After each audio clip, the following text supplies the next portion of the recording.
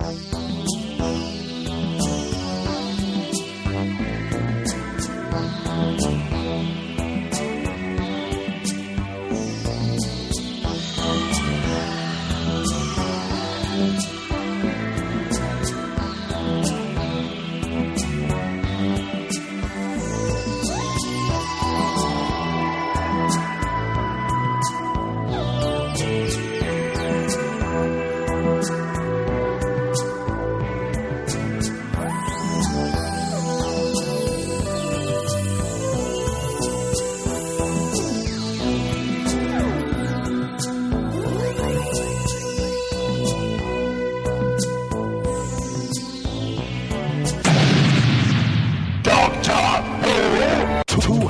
hot for TV.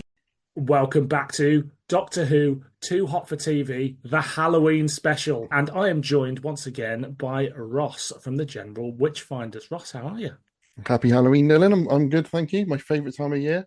Excellent. Before we kick off, do you associate Doctor Who with Halloween in any way? Is Doctor Who a Halloween-themed show? Because it's weirdly, apart from the Jodie Whittaker era with Flux, the first episode, it shied away from ever doing too much Halloween, I think. No, I don't. Because they do have sort of horror elements, and it is notoriously something which is meant to scare kids. But one of the things I think Doctor Who always shies away from is saying any of these monsters are actual monsters, in as much as there are no such thing as real vampires. They're always something else, or there's no such thing as like mummies or werewolves. They're always something else. So I feel like even though there's a lot of horror tropes in it, and that, you know, I think there was whole seasons where they were basically ripping off of Hammer and stuff like that, they always try and bring it back to science fiction. So even though we've done 2 Doctor Who stories on our horror podcast, I don't see it as a horror show at all. I think it's like a safe horror for kids. But if you showed it to a 25-year-old who'd never seen it, they wouldn't go, oh, that's a horror show. They'd go, it's an adventure show. Well, yeah, it's a science fiction adventure, isn't it? When you were first here, we talked about your relationship with Doctor Who, the show, Doctor Who spin-offs, and you're not someone that's steeped in it. But I wonder if you could give like a little recap to people of, you know, what's your experience of sort of Doctor Who books, comic books, audios are. We know we're going to get to BBV later, which we know you have a very intimate experience with transfer libraries. Yes, but I've got a few shelves full of Doctor Who books, but I don't know how many of them I've actually read. It's just one of those things that if I see them, I have to pick them up. And then that's a true fan. A shelf full of books you can see a bunch of books behind me. I've hardly read any of the fuckers. So I've read a few Doctor Who novels. I tried to get into New Adventures. That's that one that starts with Time Worm and all that kind of stuff. Yeah, didn't get very far with those, I'm afraid. So not a huge into the books. I tried comics more. It's IDW. I've got a few of their ones. They just seem to be like constant Doctor crossovers with other Doctors. So it wasn't hugely. And also, I don't know if it's not a real companion. It feels to me it's not real Doctor Who. So we were going to do a Benny Summerfield one, weren't we, originally? And I was going, I don't know what the hell is going on with this. And most of the time she was just talking to herself, and I had to message you and say, I can't do this. It's so I'm sure it wasn't bad, but for me it was just like the Doctor was just screaming all the time. And then it was just her, and they kept referring to people like her dead ex-husband and lots of stuff. And like my only understanding of Bernice is from listening to you guys talking about it, and like, even that wasn't enough for me. It felt quite soap opera-ish, and I was like, it's like someone going into watching EastEnders or something and not knowing what any of those relationships were. Yeah. So I'm not doing very well, so am I? Big Finish. So that was quite an inaccessible one for you, and that Big Finish are always going, oh, you can. You can jump on wherever you want, and it's like, no, you fucking can't. Yeah, I think there was a point where they were trying to sell off anything from 1 to 50 at £5 a disc. Right. Yeah, and I bought loads of them at that point because I really wanted to get into Big Finish. I thought, well, I'll try and start at the beginning. And they always seem, even now that just for downloads, they always seem like too expensive for me to sort of like jump into, because it's one of those things where I feel like, well, if I'm going to do it, I want to go fully into it, and it's been going for so long now. Yeah. And like some of the how much is like it's a box? It's like I think I bought Dark 30 Eyes. quid, something like that. Yeah. Yeah. And for me, for something which I'm only going to listen to probably once, that's a bit big investment. But I did get Dark Eyes. I enjoyed that because I had a lot of hype on that. Like I said, I probably got the first 20 at one point. Listened to them once and sold them at a car boot sale. And they're all on Spotify for free now, the first 50 anyway, so yeah. So I've been I've listened to a few of those. If any of the new Doctor ones come on BBC Sounds, I listen to them, and they're okay. I think we've been doing this podcast nearly 5 years now, and as I make my way through Doctor Big Finish spin-offery of all ages, I think the running theme is they're okay. Every now and then you come across something that's a real belter. Either it's thought of it and everybody knows it, or you're like, oh, wow, this is really good and I've never heard it. But there is more mediocre Doctor Who out there than there is anything else. I'll tell you what I really did like was Lucy Miller with Paul McGann. When they did those all on BBC Seven, I avidly listened to all of those and I really liked that. Oh, I probably listened to more Big Finish podcasts than Big Finish actual stories, mainly because Nick Briggs lives in Bridport, which is near me, and I just listen to it just in case he mentions Bridport, so that I can go, oh yeah, because I'm slowly zeroing down where he lives, because every so often he drops a little bit of information about and I'm like, okay, I know he's probably on this road, so come on, give me a bit more information, Nick, and I will know exactly where you are. I'm not going to do anything with it. And if anything happens to Nick, it wasn't me. But, excellent. It's great to have somebody here who hasn't experienced perhaps the breadth and width and depth of all Doctor Who spin-offery. And even the things we're covering today, I've only experienced one of them before. And I think it's safe to say it'll be the last time I experience any of these. Right. Not to give the game away too early. Well, that's good. But just to say that's given me a bit of because I was worried you were going to go, oh, this is brilliant. This is the top tier of Big Finish, and I was like, fuck, why is people? Yeah, so good. I'm glad we're sort of on the same page with some of this. Well, when we talked about doing another episode, I really wanted to do. I've had this idea for a while to do a Halloween special that is sort of the big three in terms of, I suppose, from the Universal days and then the Hammer days and whatever before that. I wanted to do a werewolf story, a mummy story, and a vampire story. And so I went on TARDIS Wiki and I sort of made a few lists and we talked about them. So it was the luck of the draw. Like, I'm well aware that for the werewolf story, we could have done Lou Garou, which I remember as being absolutely fantastic. And maybe we should have done. But, but we batted ideas back and forwards. And actually it was more interesting, I think, to do things that I'd not experienced before. And I think I kind of forced you into doing one of these, just because of the title. Yeah, well, we've done it now. So the three that we've picked for vampires, sort of, is the BBV Time Travelers Guest for the Night.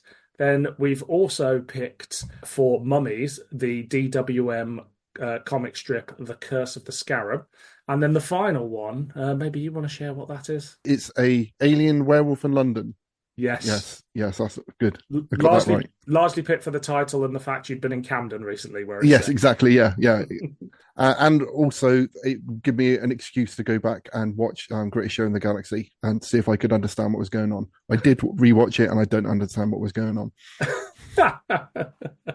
Okay, great. Too hot for TV. So we're going to kick off with Guest for the Night. Guest for the Night was released by BBV in November of 1998. It was written by Nigel Fairs. It was directed by Nigel Fairs. It was produced by Bill Baggs. News at the time, the BBC had made a new look TARDIS, which was supposed to be which was a design by 80s VFX person Mike Tucker of what the TARDIS might have looked like had Doctor Who continued. Is this the one where the console hasn't got anything underneath it? It's sort of hanging from the ceiling. Yeah, exactly that. And then there's a Doctor Who. There's a Doctor Who night on BBC Choice, which was a precursor to BBC Three, to celebrate 35 years of Doctor Who, and they superimpose McCoy in the little model, and he does his links from there. Nice, yeah, exciting times. If I'm ever doodling a TARDIS console room, which I kind of ripped that idea off. I think it's brilliant. I'm surprised it's never been picked up since. I think it's a great idea too. And they could do a really good thing with the the time rotor sort of dropping down lower than it should be able to drop down. Yeah. Make it happen, Dylan. Yeah, I shall.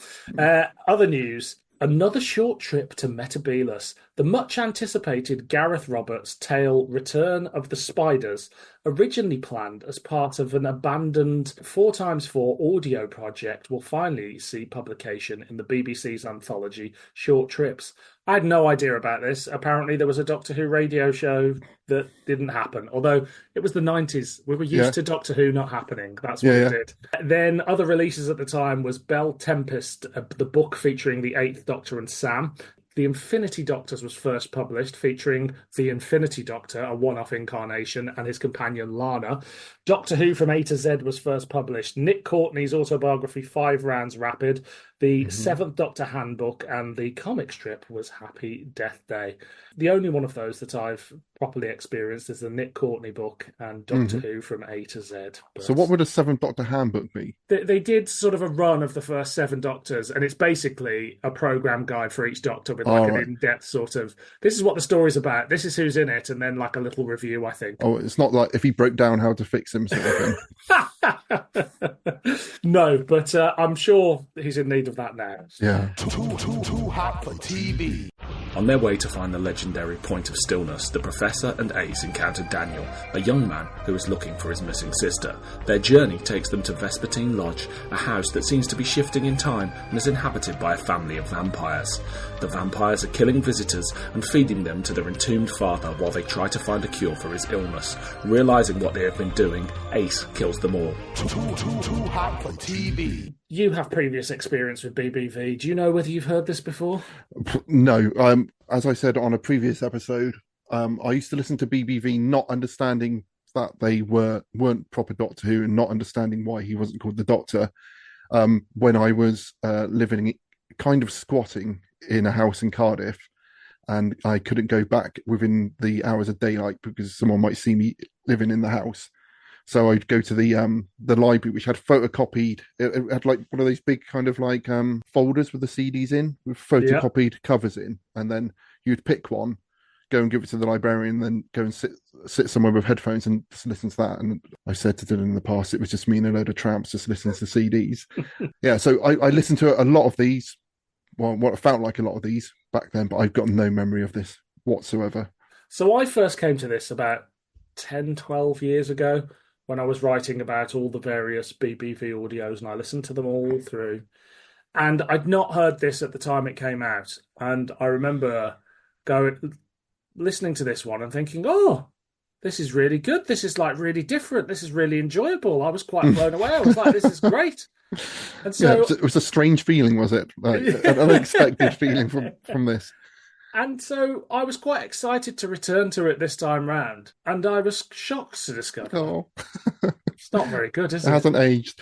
Well, I would say the best thing about it's an hour long. It's so.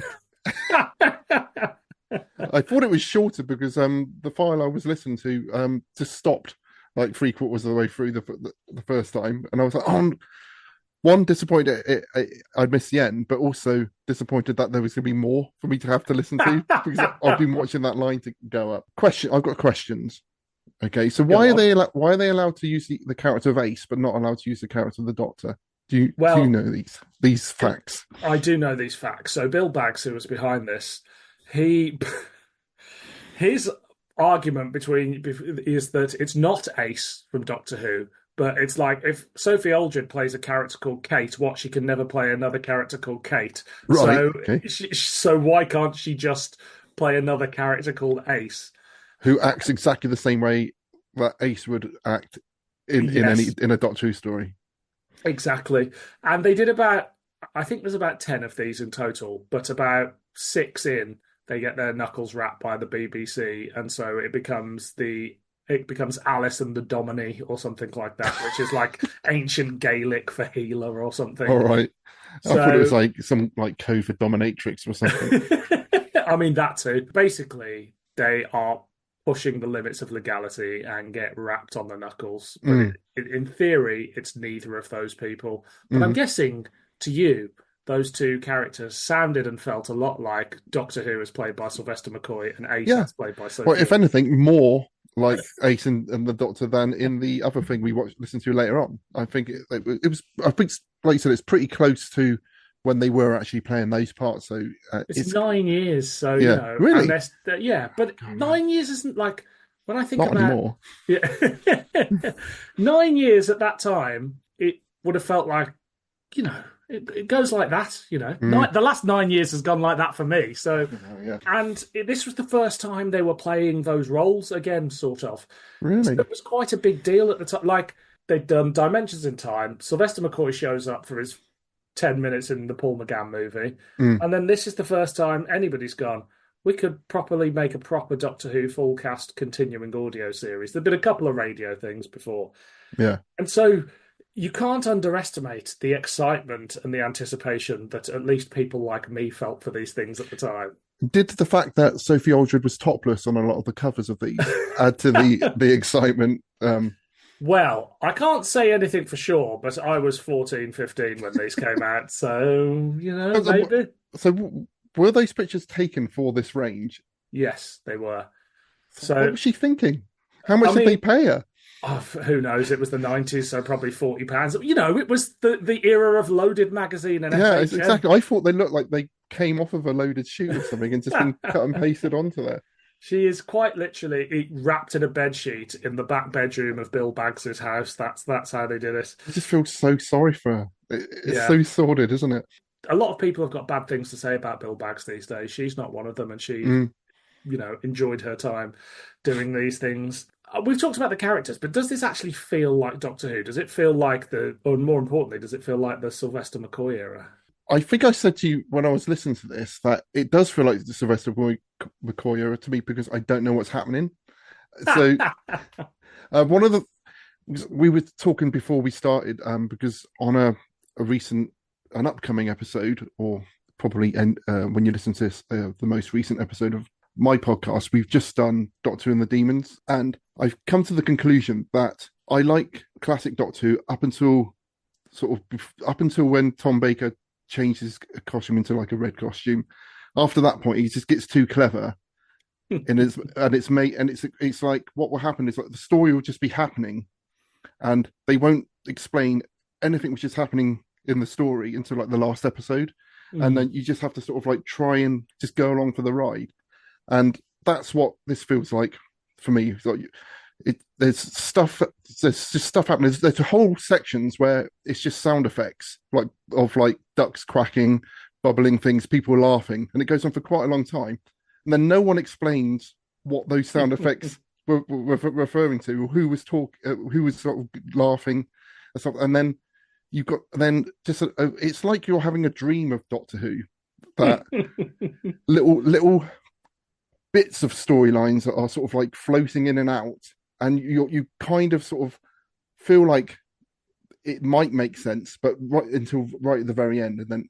But I think even the the professor says in the story that he will wait till the end of the story before he does anything, because that's when it will start making sense to him as well. Yeah, but I can't understand. Like, I think the script is all there. But I think it might be the production that's letting it down, like sort of sewing it all together.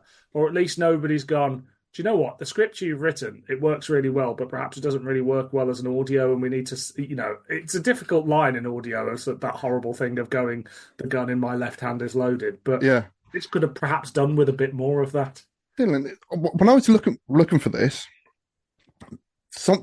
this story exists, and it's not with these characters in it. Were you aware of this? So what's that? Sorry, we was talking about deep dark holes. We're about to go into one. In the late 80s and early 90s, a bunch of Doctor Who fans made their own Doctor Who fan audios with Nick Briggs as the Doctor. Right. And they were produced and written and directed by people such as Gary Russell and Nick Briggs, who went off to start Big Finish, Bill Baggs, who's responsible for this, Nigel Fairs, who's responsible for this. And when those finished, Nigel Fairs went on to make this sci-fi series, Pisces, and he wrote this script, Guest for the Night.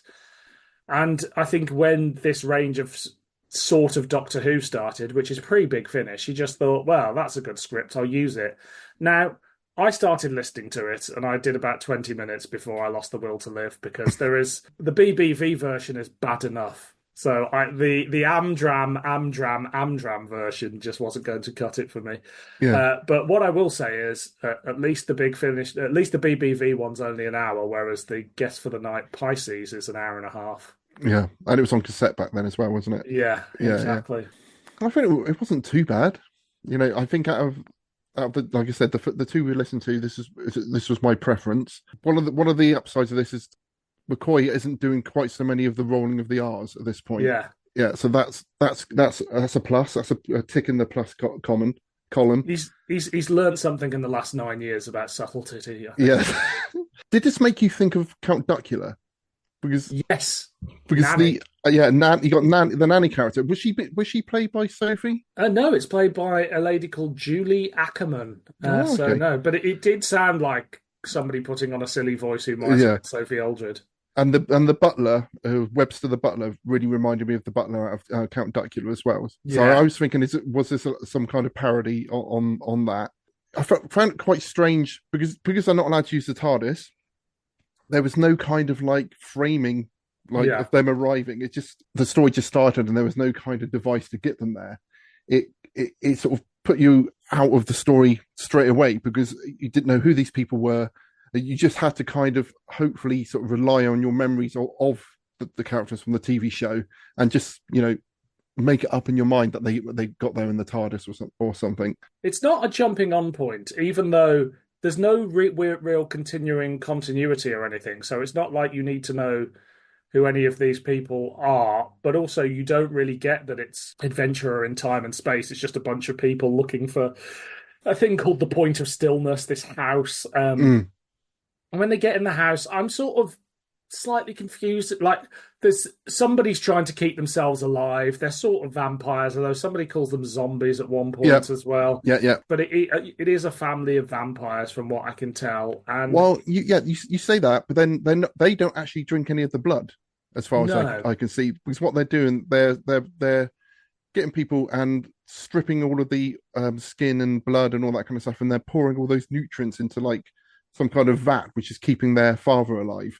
Yeah. But somehow their father has made them immortal. I think it's to do with like this time bubble they've got. Yeah. So that keeps happening until the children have come up with some way of curing the disease which he's got. Yeah. Which is building robots, I think. Is that right? Yeah. I think so. But they're building the robots too big because they're meant to be very small robots. Yeah. Which they can put inside him. But good. I did understand what was happening. Excellent. So they're sort of vampires, but not.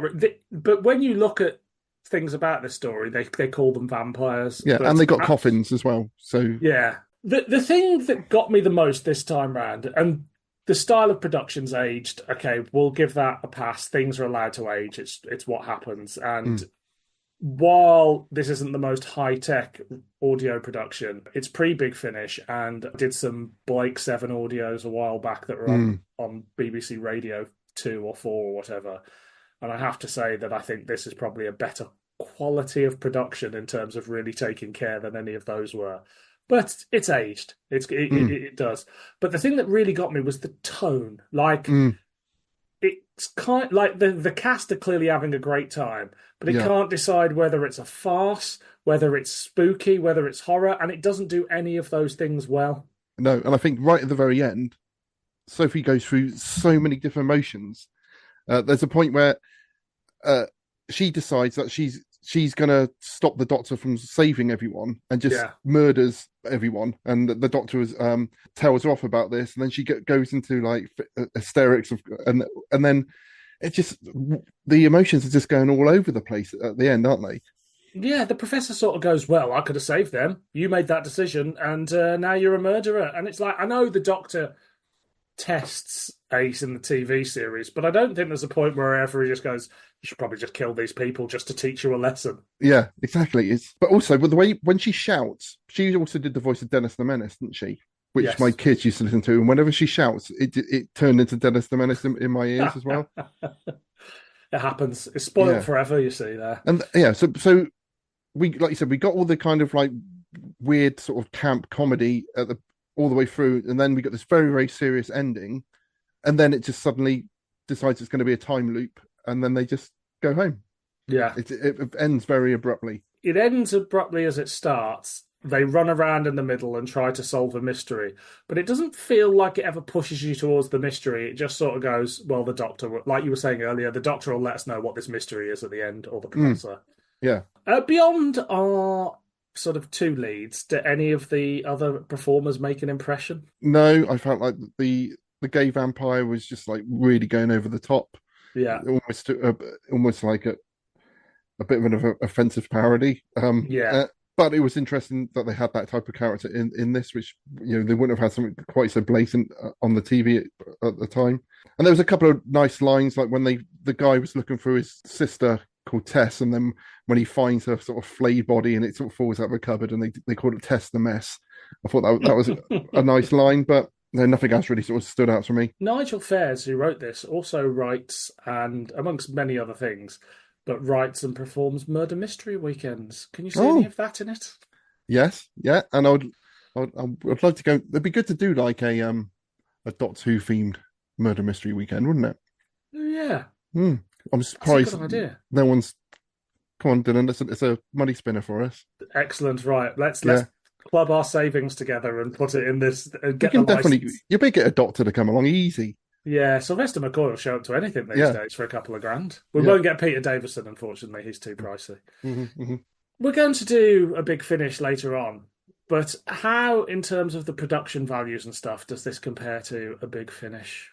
So, in my mind, Big Finish would have got higher production values, but the one we're going to come to later, the music, it's just well, I'm just going to say now, the music it haunts me, but it's not too bad. It's not too far off. I think it's not annoying, whereas the Big Finish stuff we listened to was just annoying all the way through. And there's 20 years between the Big Finish one we're doing and this story, whereas there's only 9 between this and the TV show. Yeah. So you can kind of understand why perhaps this feels a little. If this wasn't expensive, I wouldn't have been too disappointed, I don't think. Yeah. And it was good to listen to free in the library. Indeed, with the Tramps. A quick note on: you've seen the cover, right? Yes, I have. Yes. What do you think of Sylvester McCoy's Paddington look? I think he looks cool. I like it as well.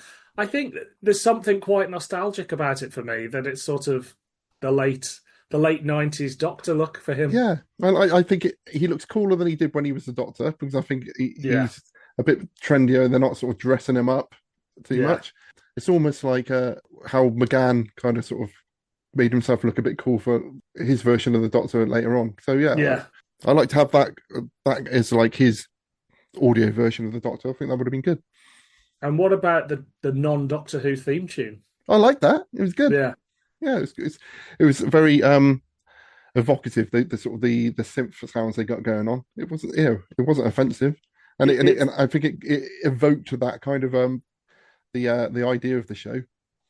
Yeah, I mean, again, I'm quite nostalgic about that theme tune, and it's as close to being the Doctor Who theme tune as you can probably get. It's like someone said to a Doctor Who fan, "You've got to do the Doctor Who theme tune, but without doing the Doctor Who theme tune." Yeah. And I'm not going to say it's quite as iconic or anything like that, but it's a good replacement, I think. Yeah, it was good. See, as always, when I talk about these things afterwards, I start like thinking, actually, that was really good. I'm going to do the full set. Yeah. I would never go back to it again. But yeah, with all things, Doctor Who with friends is always better than Doctor Who on your own, isn't it? Absolutely, yeah. Do you have much more you want to say on this? I don't feel like there's a huge amount to say. So then we must rate it. Is it a clanger, a banger, or an average meander? See, I was coming into this as a clanger, but you've talked me up to an average meander. Me too, actually. I was coming in to straight clang, but I think it's an average meander as well. Too hot for TV. So the next thing we're going to cover is the Doctor Who comic strip, The Curse of the Scarab. This was published by Marvel Comics UK in Doctor Who magazines 228 to 230, released 6th of July to the 31st of July 1995. It was written by Alan Barnes and the artist was Martin Geraghty. News at the time, there was... I've got to say, the news at the time bit is really exciting. because we haven't done news on the two I've done before. We haven't had the news at the time, and that's one of my favourite bits. So it's good to actually be witness to this and react in real time. Not that I know any of the stuff you're talking about, but it just feels like I'm on an actual proper Too Hot for TV. Sorry to interrupt. Come on. You are. So, 2 new documentaries were announced, 30 Years of Time Travel and Beyond, which was, again, from Bill Baggs. It was a documentary celebrating Doctor Who, sort of based on a book by the author Adrian Ridgelsford, famously is a compulsive liar who made up interviews with William Hartnell and Patrick Troughton and Roger Delgado and just put them in a book. But amazing. He also went to jail for stealing photos from an archive and also made up a final interview with Stanley Kubrick that he sold to a TV magazine. Oh, amazing! Someone needs to write a book about this guy. Well, exactly. And both of these were straight to video, and the other one was from Kevin Davis, who did 30 Years in the TARDIS, and it was called Dalek Mania, and it was about the 2 Dalek movies. It was released on VHS and was a stonking hit at the time for Doctor Who fans, and ever since it's been on every DVD, Blu-ray re-release of the 2 Dalek movies, and it's a fantastic documentary. The amount of work and money they would have had to do to get these things out back then, where now people would just shove it on YouTube, wouldn't they? But because when you talk about Bill Baggs, like every time I listen to your book, like there's something else he's done, and you feel like, when did this man sleep? You may question some of the quality of it, but his work ethic was insane, man. It's the price point, I think, as well, though, with things like Kevin Davis's Dalek Mania and the BBV stuff. You're selling these things to retailers, and they're retailing for sort of 12, 15 quid. Presumably, there's a good return on that when you're only selling them in indie shops. But, when you get to the point now of like all information is available, and the video you're doing now, you can't do for a bigger budget because somebody else has done it on YouTube, or you're doing it as a DVD extra. Dalek Mania ultimately becomes a DVD extra, but it was made as its own standalone feature. Other news at the time, the BBC approves new Doctor Who storyline. Matthew Jacobs was developing a script for the proposed 2-hour Doctor Who TV movie with the Fox network and BBC television working together, and it was approved. And this was ultimately what would become the Doctor Who TV movie starring Paul McGann. This was the beginning of... Do you think people... Because there was so many false starts, do you think anyone believed any of this stuff? Do you reckon it was like the boy who cried wolf, that they just... Every issue there'd be another story about something which is going to happen? I remember them talking about it and not believing it, and I would have only been 13, 12 at the time, and it was only when there was a Doctor Who magazine with a picture of Paul McGann that said Paul McGann is the Doctor that I was like, oh, it's actually happening. Because as you say, it was every week or every month, and as we go through the news in this podcast, there's always a movie story. Yeah, I can remember I was in Game, the computer game shop, and they had TVs built into the wall, and for some reason they were showing bits from the video of the TV movie in there. That's when I found out that this had happened. That I was seeing it on there, and I remember getting excited about it from that point because I wasn't reading the magazine at that. Yeah. And the newspapers led every week with fucking David Hasselhoff. Well, yeah, exactly. It was all those names. Other news at the time are 5 Doctors for the 90s. Following our announcement in issue 227 of BBC Video's plan to release an extended version of the 5 Doctors, DWM can now reveal more information, that it would have new special effects, be newly edited, have deleted sequences, and I think this has pretty much been reissued 3 or 4 times and like every time the DVD had a new version, the video had a new version, there was 2 DVDs, and now the Blu-ray version recently has just had another updated version. It's the Doctor Who story that keeps getting updated. Yeah. And I'm sure it will continue. Other releases at the time, we had the book The Sky Pirates featuring the 7th Doctor, Benny, Ros and Chris. We had The Sorcerer's Apprentice featuring Ian, Barbara, Susan and the First Doctor. Decalogue 2, Lost Property was first published. The book Invasion of the Cat People featuring the 2nd Doctor, Ben and Polly. Downtime from Real Time Pictures, the Yeti spin-off video. And Infamous, yes. The book Toy Soldiers featuring the 7th Doctor Benny, Roz and Chris, and Managra, the book featuring the 4th Doctor and Sarah. So lots of books and a video spin-off. I feel like a lot of these names are being used multiple times. Yeah. Well, I feel like we're running out of Doctor Who titles. So, like sometimes I look at Big Finish now, and the title's just like "Run," and it's like, come on, we could do better than that. Or like, "Go fast." Cash in. Yeah, it's just like there comes a point where we will have used all good titles for Doctor Who stories. Too hot for TV. The 5th Doctor and Peri materialise on a studio backlot in 1930s Hollywood, where eccentric director Seth Rakoff is filming a movie with Rashid Karnak as the mummy. The film is running over budget, and producer Monroe Starr threatens to remove Rakoff from the project, but the Doctor is more concerned with the fact that the sarcophagus at the centre of the set is real. Starr is killed, and his internal organs are removed. The Doctor and Peri, meanwhile, enter the pyramid prop to find it filled with the siren technology, including the mummy robot which killed Starr. Karnak is waiting for them there to tell his story. He is dying. His body has been eaten away from within by the curse of Khepri. Rakoff hired him as a guide in Egypt and took him to the tomb, described in the Grimoire of Anubis, where Karnak fell under the spell of Khepri and was forced to accompany Rakoff and the contents of the tomb to America. Rakoff shoots and kills Karnak. He casts a spell which brings Peri under his psychic control and forces the Doctor to complete the ceremony which will raise Khepri. The sarcophagus turns out to be empty. Khepri has already entered Karnak's body and has been feeding on him for months. Peri removes the ankh around Karnak's neck, restoring Khepri to full power, and the Scarab god releases a plague of locusts which consume the greedy Rakoff and prepare to devour the earth. Before they can do so, the Doctor holds up the ankh in front of the studio light, casting a shadow over Khepri. He then orders one of the Osiren robots to seize the totem, and the robot rips Khepri apart. This synopsis was taken from TARDIS Wiki. Too hot for TV. Do you have any experience of Doctor Who as a comic? Like I said, I've got a whole shelf of IDW stuff up there. I couldn't remember any of that stuff, but I have read a lot. But it's a lot of new Doctors, and always a surprise that another Doctor's going to turn up at some point. But I don't think I've read any classic Doctors in Doctor Who magazine before this, and I really enjoyed it. Actually, it made me think. I was sure that whoever drew this drew 2000 AD because it looks like some 2000 AD sort of starter, but it looks like this guy's only done Doctor Who comics. Oh, really? Yeah, as far as I can see on Wikipedia. So this comes from an era of Doctor Who comics where you used to have the comic strip with the incumbent Doctor.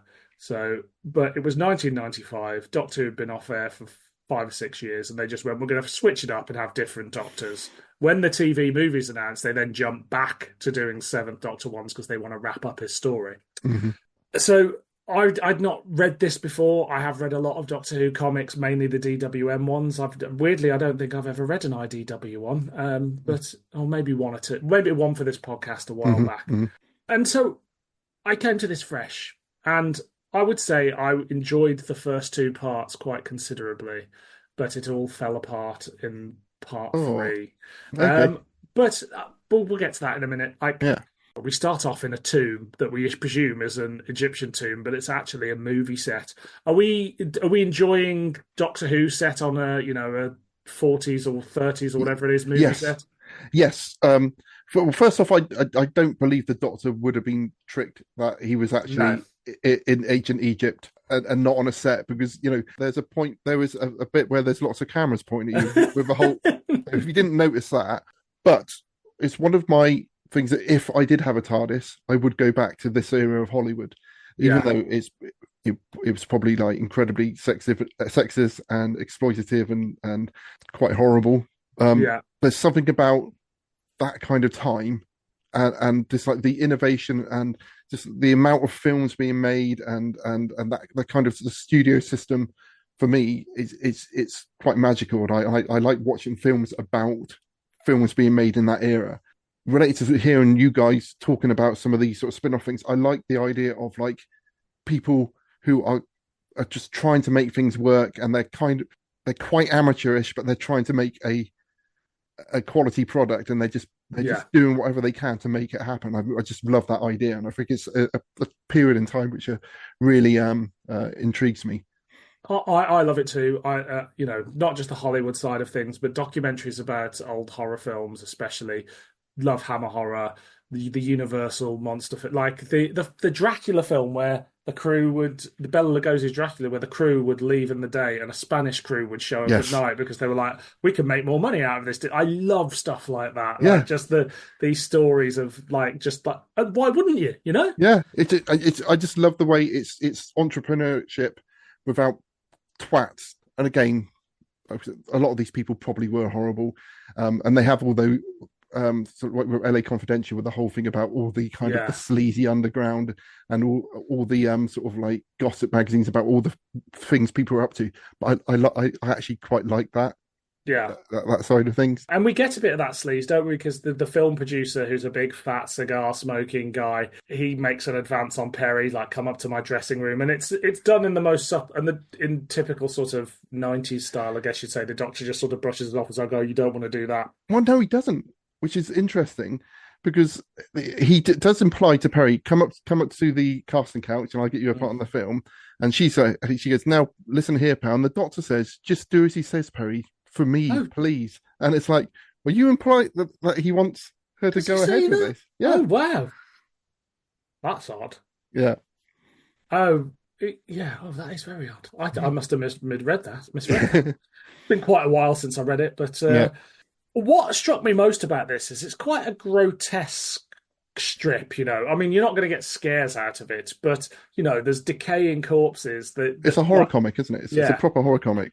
So there's a bit where, because we've got this almost like a Bela Lugosi /Boris Karloff sort of like mismatched character. So he's an Egyptian actor who they basically say it was $100 cheaper than getting Boris Karloff in to be the mummy character. But there's a point where he kind of gets possessed by what turns out to be like the god inside this scarab shaped sarcophagus, and has all these sort of like bugs all coming out of his mouth. And then there's a point where he's talking about he can feel the maggots inside his body because he's rotting from the inside out. And it's like, this is proper horror comic stuff, which is good. It's great.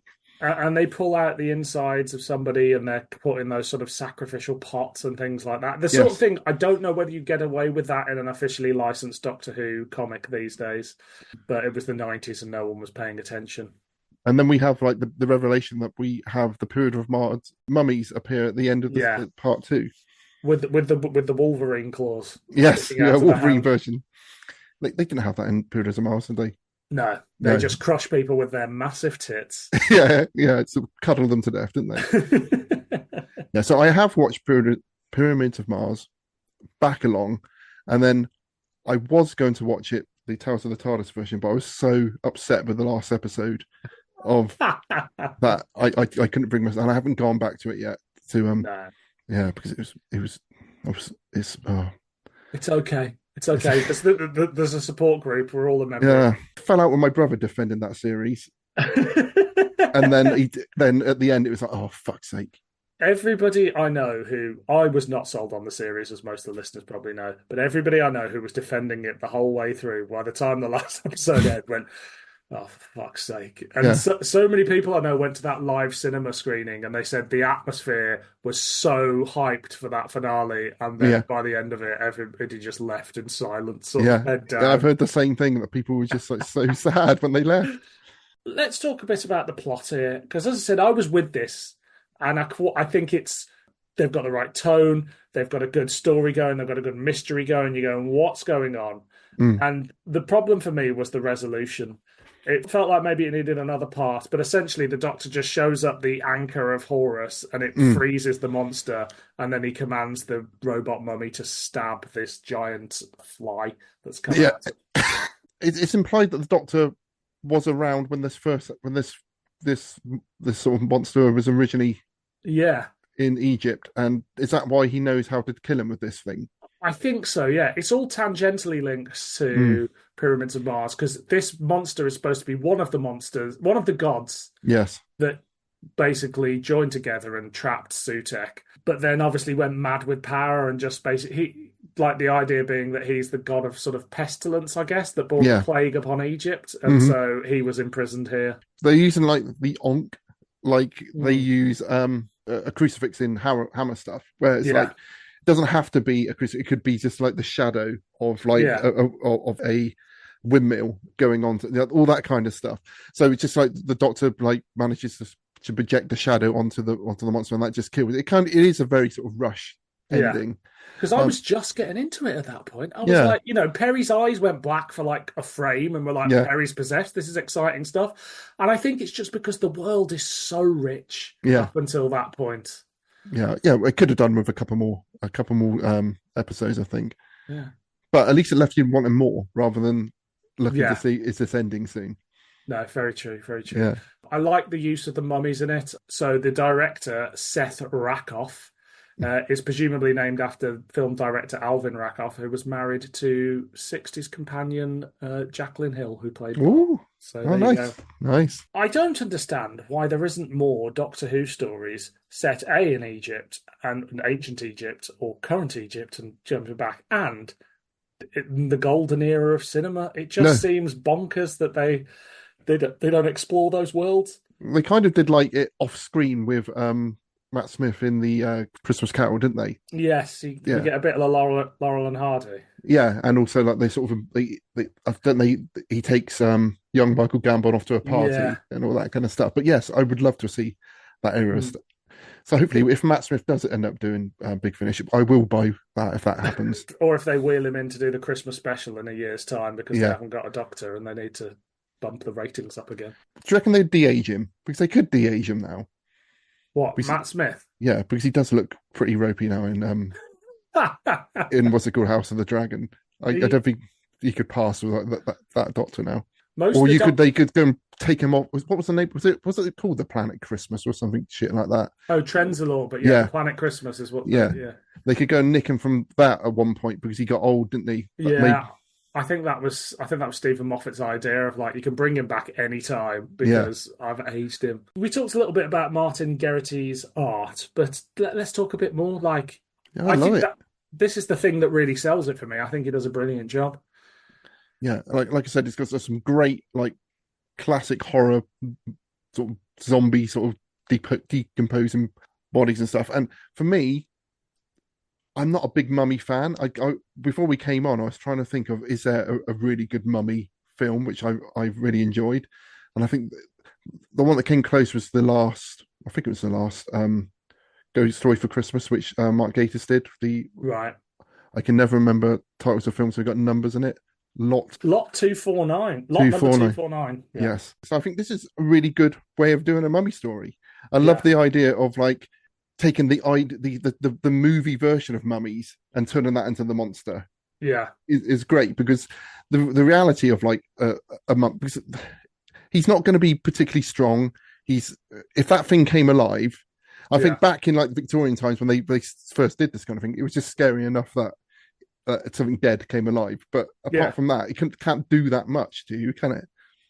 No, we've seen it all before now, so it needs to be something else. So the conceit here that they think they're in a tomb, but they're actually on a film set. But the film set is actually trying to bring back, because they're using the real sarcophagus, actually bring back a lost god. It's quite a fun little thing, and you could see if they did it on telly, the run around for 45 minutes would be like both silly and scary at the same time. Yeah. The art's great. I love the stuff they do with the mummy. I also love, there's some great shots of Peri walking through the back lot of the Hollywood studio, and she's in a western town. Then you see a pyramid, and one side is the Statue of Liberty, and the other side is the Empire State Building. And it's just these big vistas of like just exciting scenery. And I was just like, this is really well done. And it's a great place to hide a spaceship because people would just assume it's a prop. Absolutely. Do we like how they use the mummies? Because the mummies are, I think the Sutek mummies were superfluous. They didn't. Yeah. They just done it to shoehorn in something from a previous Doctor Who story. Yes. A la the last 2 episodes of the last series of Doctor Who. But the actor mummy who The guy who was Yeah. acting the mummy in the show, who ended up aging to death and then being resurrected, was brilliant. That's a great idea, and that would have been enough for me. Yeah, no, me too. But I think it's Doctor Who, so if never missed the chance for a good throwback, eh? What do we think of the use of the fifth Doctor and Peri? It just feels like it's an interchangeable Doctor. It could have been anyone, really. I don't think there was anything particularly fifth Doctor about this. No, I don't think they. Also, in sort of 3 10-page comics, it's really hard to sort of get across someone's personality, and I think the fifth Doctor personality is probably the hardest one to capture in that environment. Because like we was talking about, like, could you just have the Doctor and then just give that to anyone? I think so much of it comes from the performance of those actors, which gives them that kind of their own character, isn't it? Because it's one of those parts, like Bond and things like that, where it's the actor really who's bringing the character to life. I'm not a hater of the Davison Doctor, but I think he on paper he's quite a bland Doctor, and they even have trouble capturing his likeness. And then it's only when you get the sort of, he does breathless very well, which you can't really do in a comic, and he does frantic very well. But he's not the Doctor with catchphrases or sort of visual. He's not Pertwee scratching the back of his head or something. The moment you do that in a comic, you go, oh, you've captured Pertwee person. Yeah. Or the first Doctor holding his lapels. It's just everything he does to make that character his own is in the performance that is sort of non-visual. I got this great book around the 50th anniversary. It was a collection of short stories, and it was each story was about a short story about each of the Doctors. And when I was reading them, I had the strange kind of and this doesn't normally happen for me when I read books, but I could hear the actors' voices for each of those stories, and I was thinking, particularly that the third Doctor one, and I was thinking, is this because it's written so well that it's evoking that to me, or are those those actors so big in that role that you can't help read that story and have them performing it in your mind? I think it's a bit of both. I think there is something about those characters, especially the ones that have been with you all your life. You know, I'm probably, as much as I love Peter Capaldi as the Doctor, I don't think I quite capture his voice in my head, because I watched it, like some of the episodes, didn't like some of it, occasionally go back, but it's not there. Whereas John Pertwee and Tom Baker have been there since I was sort of 7 years old. So their performance is lodged in my brain somewhere. I think the word iconic is used a lot, but I think the actual true meaning of that word, that they are almost like they are a concept of that character, aren't they? Because it, like you said, it's been so part of our culture, and for people who like this stuff, they're almost like overexposed to it. So it's like when you look at something bright and close your eyes, you can't not see it anymore. It's just burnt into your brain. But I imagine if you were 8 years old in 2005, 2006, and just obsessed with David Tennant and Christopher Eccleston, and you are now 28 or something like that, God forbid, that when they read a Doctor Who book from that era, they're probably like, "Oh my God, I can just hear it in the same way." I don't quite hear Tennant when I read a Tennant thing. I think one of the reasons I like the 11th Doctor so much is my kids love him so much, because they saw him at the right time, and it's like that is the Doctor, and I don't think anyone comes after for them is ever going to replace that. And he's very much burnt into my brain. Do we have much more we want to say on Curse of the Scarab? I would like to see it. Yeah, but like you said, they wouldn't be able to make it as graphic as they've done in the comic. No, for me, this was the standout. Of this run of 3 that we've covered. I'd never experienced it before. I probably never will again. But it's got some beautiful artwork. The end lets it down, but I was intrigued by the mystery and how it played with its setting. Well, I think if you're going to do a sequel to Pyrrhus Mars, this is the way to do it, because there's enough going on about other things which were happening around that time. You don't just need to repeat yourself what they've already done.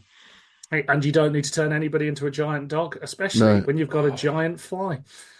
Exactly. Well, he would have got the Doctor getting a giant fly swat. and swatted him rather than putting him on a dog lead. So we must rate this. Is it a clanger, a banger, or an average meander? It's a banger. It's a banger from me too. Yeah. Too hot for TV. So our final release is Alien Werewolf in London from Big Finish Productions, which was released on the 11th of June 2019. It was written by Alan Barnes, it was directed by Sam Clemens, and produced by Emma Haig. News at the time: Trial of a Time Lord was to be released on Blu-ray, The Faceless Ones was to be animated, and Paul Darrow and Stephen Thorne had just passed away. Other releases from Big Finish, we had the Paternoster Gang Heritage Volume 1. We had The Lives of Captain Jack Volume 2. We had Torchwood Sargasso, which was another release from them. Another Torchwood, God Amongst Us 3. And the comic strip was The Power of the Mobox, featuring the 13th Doctor and the Fam. It's really quite recent then. Very recent. Wow. I mean, I say very recent. 2019 is like 5 years ago, isn't it? It's half a decade away. Yeah, Jodie is recent to me. Yeah, exactly. Too hot for TV.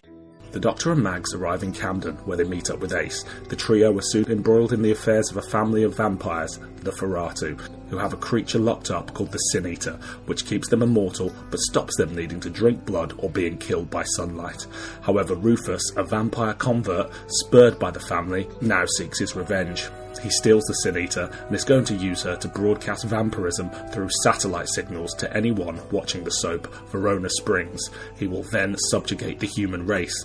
However, the Feratu that converted Rufus kill themselves, as when they die, so will he, while the Sin Eater takes Mags's form and stays on Earth with Ace. Too hot for TV.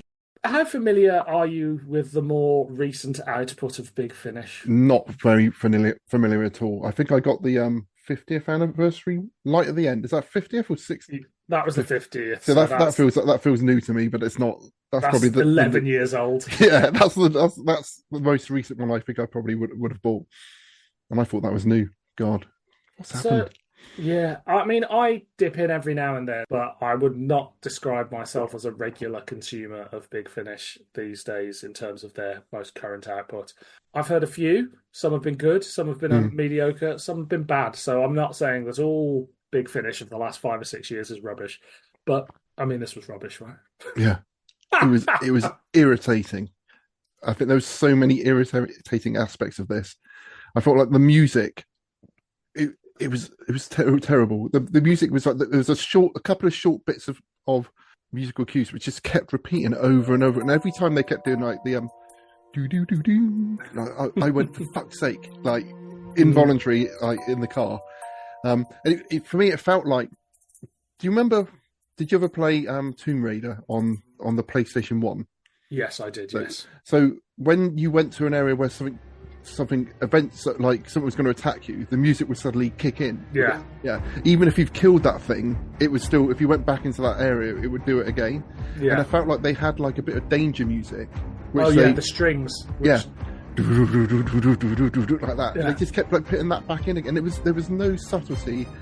It felt like there wasn't someone who had made a score for the piece. It's like they go, okay, here's 3 bits of music. This is like the generic music, and nothing's happening. This is like the funny music, and this is the danger music, and just like fade them in and out as you're going along. I'm all for like repeating motifs throughout a series or a story, but this, as you say, it felt like they got 3 different bits, and that's all they were using. Yeah, and I was so angry. I was getting so angry, and then as I was driving along, they go on. There's a whole track of that music just repeating it, and I was like, "Turn this off!"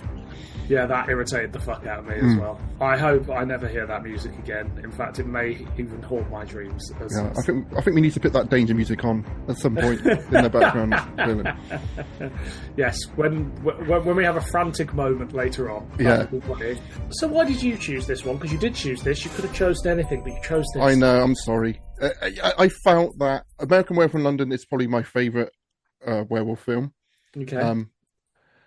Mainly because I watched it way too young and was exposed to Jenny Agutter in the shower, and I just kept going back for more. I think I might have broken the tape, and I hoped that this was going to be like some kind of parody or link in some way to the American Werewolf in London, and that was about it, really. No, I mean there is an alien werewolf in London, but that's as far as it goes, right? Yeah, there's a nurse in it who is called Nurse Kessler, but she never says anything. They just talk about her, and like Kessler was the name of the character in American Werewolf in London, but that's about it.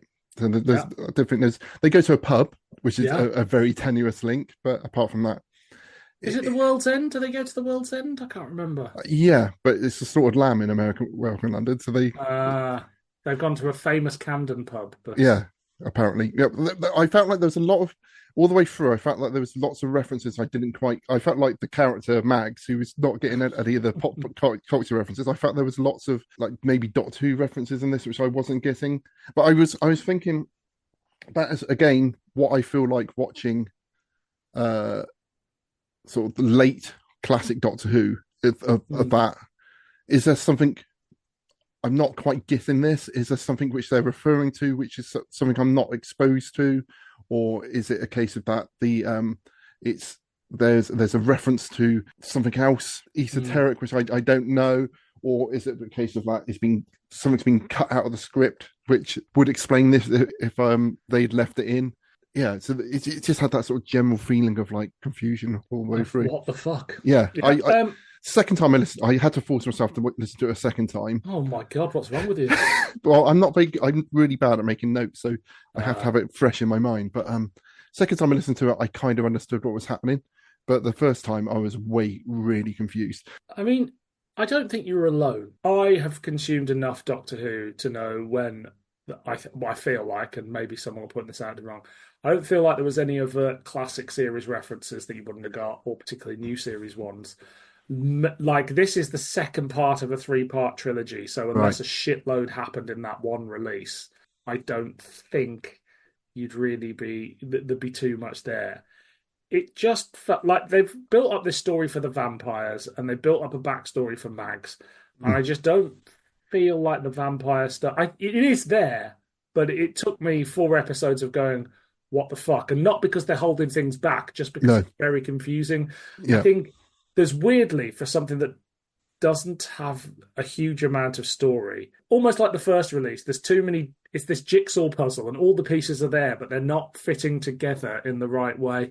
And I think one of the problems we got is that they do a lot of flashbacks, then they repeat a couple of scenes, and the characters are saying they got deja vu because they're repeating that. And you think, like, is there a reason for this? You have characters who lose their memory, so they don't know what's going on either. So you're sort of join it, and you've also got points where characters are becoming copies of other characters as well. So you've got more than one version of different characters going on, and the characters themselves don't know if they're the copy or not, which is hard to pull off on audio. Yeah, there's little ticks you can do with performances on TV, but everyone seems quite surprised that there's more than one Doctor towards the end.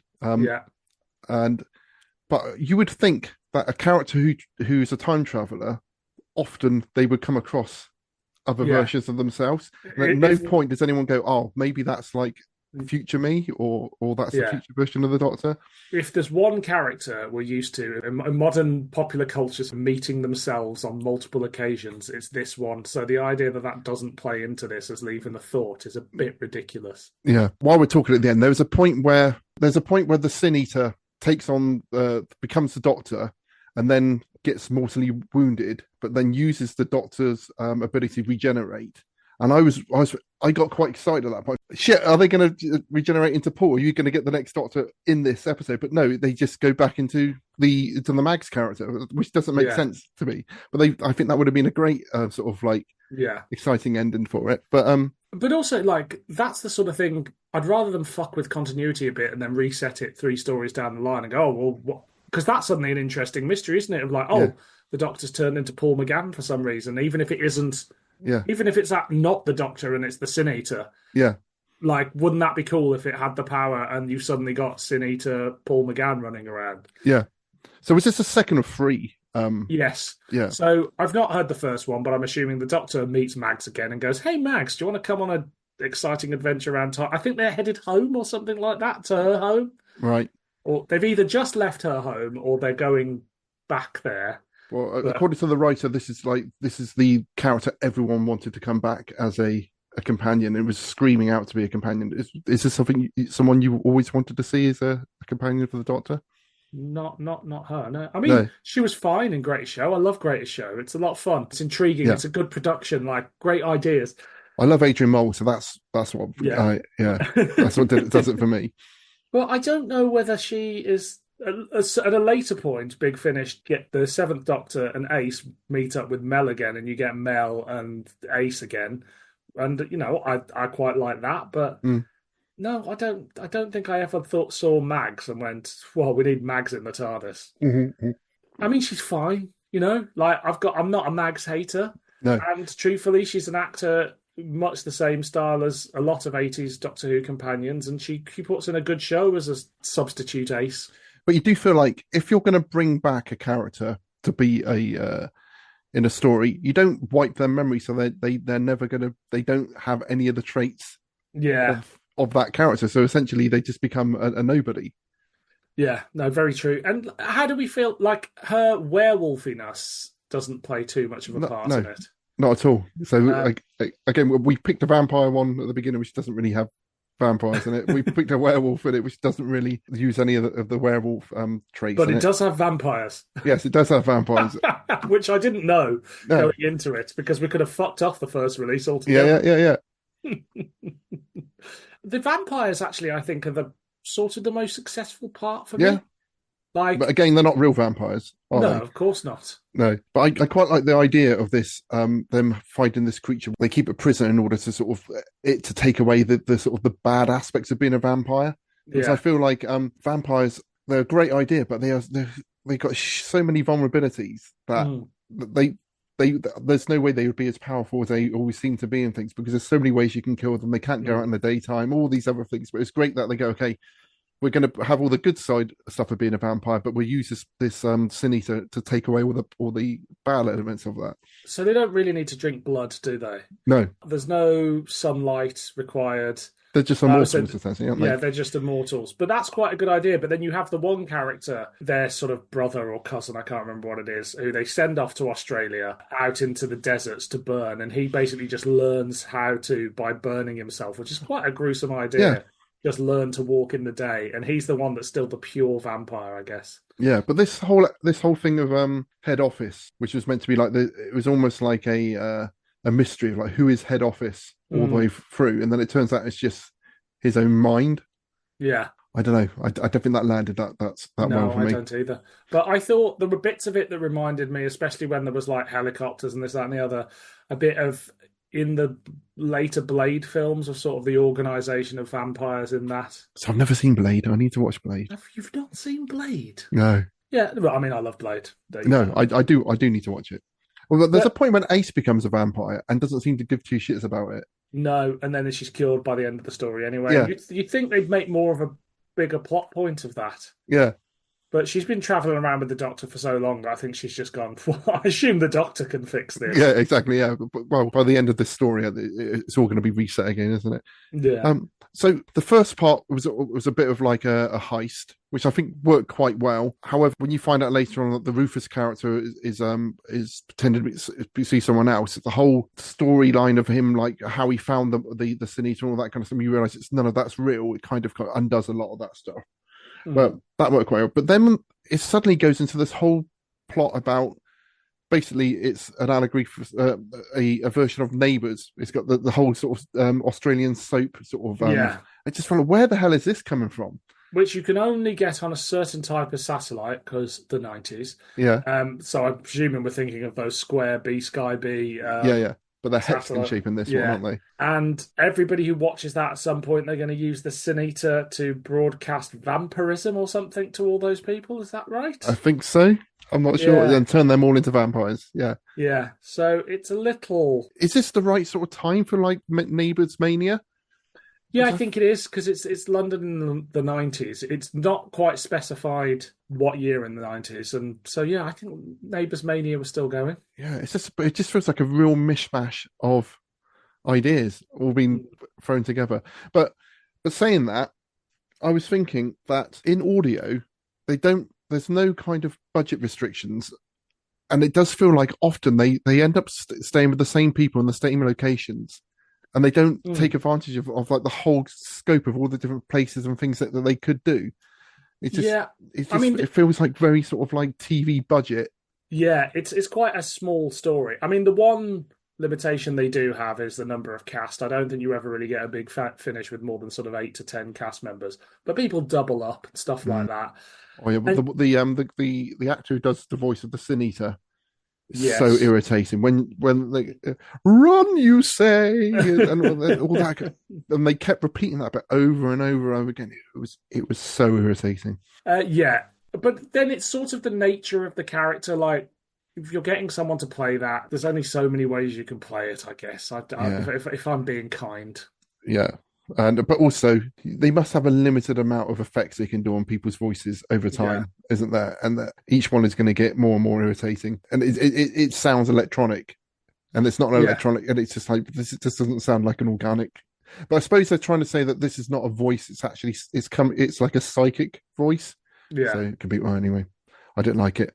The Sin Eater stuff didn't really work for me, to be perfectly honest. I thought there was sort of some nice ideas at the heart of it, but I feel like the relationship between the Sin Eater that could take on people's forms versus Mags, the sort of shape changer, as it were. I mean, not shape changer, she's a werewolf, but you know, I thought there was more to be played into that, and perhaps more of like a symbiosis and a more relatability. But it was all very surface level, I think. So you have the Doctor's house in this. Is that something which is from Doctor Who lore? That is something that appears in the New Adventures and occasionally shows up in the audios. He basically bought a house on Baker Street that he goes back to from time to time. Oh, okay. So that is a bit of lore. You mentioned earlier about Guest for the Night feeling more like Doctor Who than perhaps this does.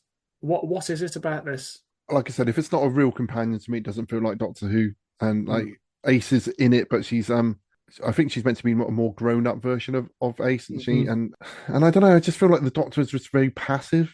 Yeah. Yeah, and he's over the top, rolling his eyes, rolling his R's in this. He was rolling his R's, you were rolling your eyes. Right, exactly, yeah. The problem with this is they've been doing these stories forget the television show, but they've been doing Doctor Who on audio by this point for nearly 30 years. Insane. Maybe they've told all the stories they can with these characters. Maybe we've heard variations on this before. Obviously, new people are coming to these stories not having heard them. But I think most importantly, and this is sort of a general consensus in Doctor Who fandom, it's like you can tell when Sylvester McCoy has read a script and engaged with it and gone, I'm going to do this. And you can tell when he's just shown up to the studio having not read it and is sort of flipping, does 2 takes of everything and then moves on. Yeah, and he does the I was aware from a right now joke, but he does it wrong. And you would feel like, just do that again. Yeah. There are some very weird line readings in this. Yeah. Which you feel like someone should have said, could you just do that again, please, Sylv? Yeah. Like, Sylvester's my Doctor. Like, I love Sylvester, but not like this. Like, and I think it's the same for a lot. They've done enough. They played this character long beyond what they were ever supposed to. He had 3 years on TV, and the fact that he got this second chance to do it on audio was amazing. We got some amazing stories out of it. But what's left? You just felt like they said, but we've never heard the Doctor cooking eggs before. So let's do a scene with him cooking some eggs. You know, it's like you said, they're running out of new things to do, and what they got left to do is just boring. Not worth doing. No. How about Sophie Aldred? Is she still recognisably Ace? Yeah, I think so, but it just feels like an older one. She's still got that wild mood swings. Like someone can say something to her, and she would just like kick off and just like have a shout on people's face, which I always felt was a bit unrealistic. But now I've got a daughter who's becoming a teenager. it is quite reminiscent of that. But then at the same time, if this is supposed to be an older Ace, should she still be doing that? Explain to me, Dylan, about this whole thing about her changing her name. And to McShane. Yes. What is the difference? Is this when after she's had sex or something? Probably. No, I mean, I think it's just her wanting to be more of an adult and not be called Ace anymore. Okay. That is the symbolism of her growing up, although it seems to be the only symbolism. All right. So apart from that, she just acts the same then. Yeah, exactly. Yeah. And because Big Finish jump around in the Doctor's timeline, it's sort of hard to know where this actually falls. Yeah, and it did sound like Sophie didn't understand where it fell either Yeah. in the interview. She didn't really understand at what point in the Because storyline it was. there are things with older Ace in, and that are set 15 years in her future or whatever, and she plays it differently. Mm. But here it feels like it's very much like you're older, but not that much older. But you're McShane, but also you need to be Ace, and it's like, yeah, it just didn't. It didn't. The whole thing doesn't have a cohesiveness, I think, and it's like, as we talked earlier about them potentially being slightly more churned out and not given the thought and care, and perhaps this is one of them. Well, she probably didn't need to be in it, I don't think. No, I think it's just because Doctor Who fans expect her to be there. Yeah. What about the other supporting cast? Was there anybody that stood out for better or worse? I thought the Australian, the Rufus guy was pretty good. That's Jacob Collins Levy, who played Lord Byron in the Jodie Whittaker story, The Haunting of Philadelphia. Oh, really? Yeah. Well, he was pretty good. Like I said, the person who played the Sunita and the nurse, it didn't feel like they were someone who's maybe experienced in doing voice acting. I don't know. No, I think that's very true. No, she was the weak link for me as well. There, all the other performances were fine. Yeah. By this point, in terms of like the production, I know the music wasn't for us, but in terms of the production value and how everything sounded, I was very much like, okay, this is they've really got to grips with what makes a compelling sounding audio in terms of sound effects and stuff like that. Yeah. Something that there's a bit where McShane has made a plan of what they're going to do for the heist at the beginning, and then the Doctor lands the TARDIS in the wrong place at the wrong time. And I'm assuming she's looking at her watch and going, "Oh, we're 20 minutes early." How does that work? Because has she got like a special watch which will adjust TARDIS itself? watch. A TARDIS watch. Okay. Let's assume that the Doctor's done something jazzy to it to There we go. not open up another hole in this. Sorry. Ross, don't spoil it. Don't spoil the thing that's already spoiled. Yeah. Anything else you'd like to say on this? No, not really. I'm sorry that I made you listen to this one. You did say there was a better werewolf one out there. It's okay. Yeah, but yeah. It's okay, Ross. You're going to ask me the question. Does it clang? Does it bang? Does it average me and? It is a clang. So for me. Yeah, clanger from me too. Like, listening to this is exactly when people slag off Big Finish. This is exactly the sort of thing that springs to mind. So if this was a trilogy, would you have bought this as a box set as a consumer in order to get it? Is that how it works? So this was still when they had a monthly range. So they do trilogies. So for 3 months, you'd get the Seventh Doctor run in the main range, but they'd also be doing other little box sets and things with other people. Oh, okay. All right. I don't know how the others are in this trilogy. Maybe it's great. Maybe it's not. I don't know. But having listened to this, I don't think I'm walking away going, I need to know how this wraps up. No. So yeah, it's a bit of a shame, but it's good to experience these things. No. Go and watch American Werewolf in London. That's a good film. Great movie. Even if the director is a murderer. But oh yeah. Of which we can safely say that none of the people who directed these stories today are murderers, as far as we know. As we know, no. Yeah, although one does do murder mysteries, so he can always go too far. Yeah. Too hot for TV. We've done these, the big three, as it were. Yes. How does Doctor Who spin-off media handle these classic horror elements? Are you impressed, unimpressed? A little bit unimpressed. For me, I think it was just mostly vampires in this.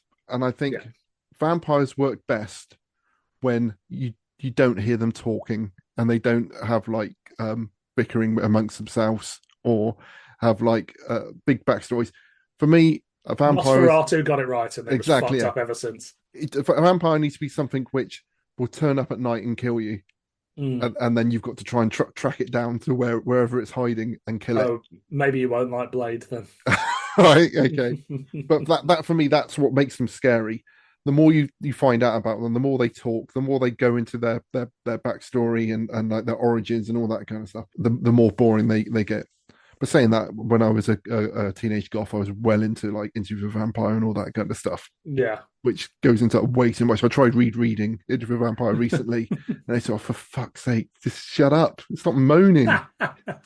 It'd be brilliant to be a vampire. The vampires in Alien Werewolf in London, I thought there was an interesting story to tell with what they were doing. I don't know whether that was it, but well, I know that wasn't it. But if somebody did a big budget feature about these vampires who had learned to curtail the bad side of themselves, and there was somebody trying to get them to embrace it, I think there's a good Doctor Who story or vampire film there within that. Yeah, but if you feel like, oh, people, we're called Nosferatu, but people are cottoning on, just change your name to something completely different. Not Feratu. Feratu, yeah. Yeah.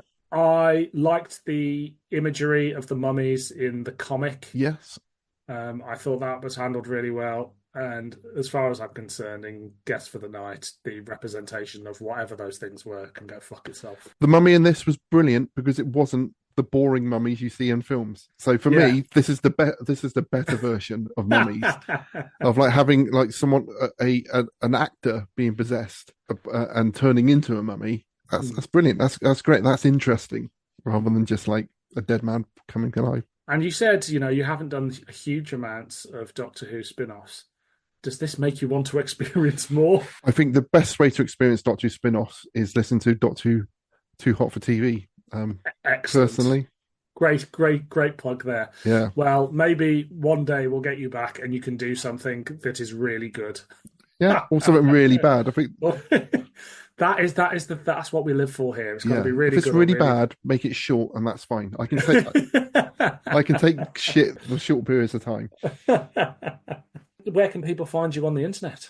Got 2 podcasts. So the main one is General Witchfinders, which is all about British horror, mainly from the 70s and 80s. And the other one I do is called Dark Darset, which is all about.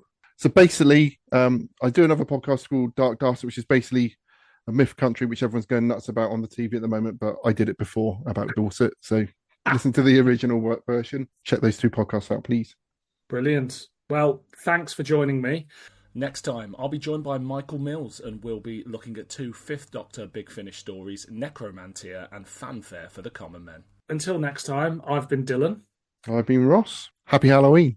Happy Halloween from me too, and this has been Doctor Who, Too Hot for TV.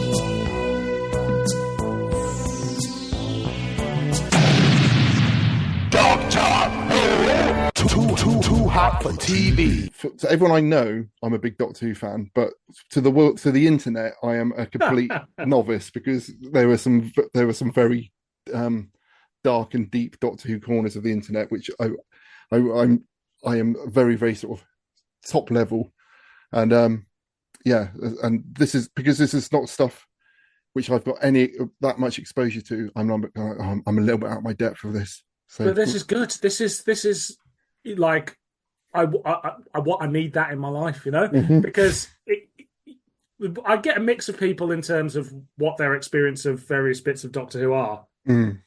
But some people are really come on because they're really passionate about a particular book or audio or something. Yeah. These we've sort of picked at random with a sort of vague theme, and even only one of them I'd experienced before. In fact, fuck it, I'll save this for the podcast. Yeah.